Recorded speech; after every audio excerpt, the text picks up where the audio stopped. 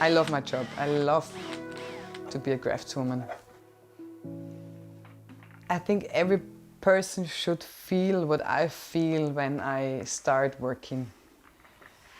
When you work with your hands, you forget the time, you lose everything what's around you, and when you're in the flow, it's a meditation.